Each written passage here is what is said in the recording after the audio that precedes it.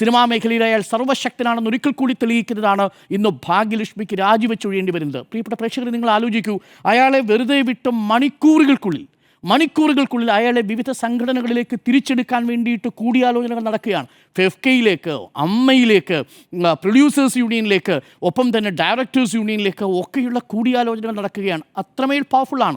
സിനിമയുടെ നിർമ്മാണ മേഖല മുതൽ സിനിമയുടെ വിതരണമടക്കം, സിനിമയുടെ പ്രൊമോഷൻ അടക്കം നിരവധി മേഖലകളിൽ കൈവച്ചിരിക്കുന്ന ഒരാളാണ്. അത്രയും സ്വാധീനശേഷിയുള്ള ഒരാളെയാണ് കേരളം യഥാർത്ഥത്തിൽ കഴിഞ്ഞ ദിവസങ്ങളിലായി കണ്ടുകൊണ്ടിരുന്നത്. പ്രിയപ്പെട്ട പ്രേക്ഷകർ മനസ്സിലാക്കൂ, 85 ദിവസം ദിലീപ് ജയിലിൽ കഴിഞ്ഞിട്ടുണ്ട്. ഈ അടൂർ പ്രകാശ് ആയിരുന്നു ആഭ്യന്തര വകുപ്പ് മന്ത്രിയെങ്കിൽ എത്ര ദിവസം? പ്രതി പോലും ചേർക്കപ്പെടില്ല എന്നല്ലേ ഇതിൽ നിന്ന് സാധാരണ ജനങ്ങൾ വായിച്ചെടുക്കേണ്ടത്? ഇതാണ് യഥാർത്ഥത്തിൽ തിരിച്ചടിയാകാൻ പോകുന്നത്. ഇത് ഈ തിരഞ്ഞെടുപ്പ് വലിയ ദോഷം ചെയ്യും. കാരണം നോക്കൂ, ഈ വിധി വന്ന് കഴിഞ്ഞതിന് ശേഷം നമ്മൾ ചോദിക്കുന്ന 10 8 മനുഷ്യരുടെയും പ്രതികരണം അതിജീവിതയ്ക്കൊപ്പമാണ് എന്ന നിലപാടാണ്. അതിൽ വളരെ PR പെയ്ഡ് ഏജൻസിയോടൊപ്പം നിൽക്കുന്ന ഒരു ന്യൂനപക്ഷം മാത്രമാണ് ഇപ്പോഴും ഈ ദിലീപിന് പിന്നാലെ നിൽക്കുന്നത്. അത് കേരളത്തിൻ്റെ പൊതുമനസ്സല്ല.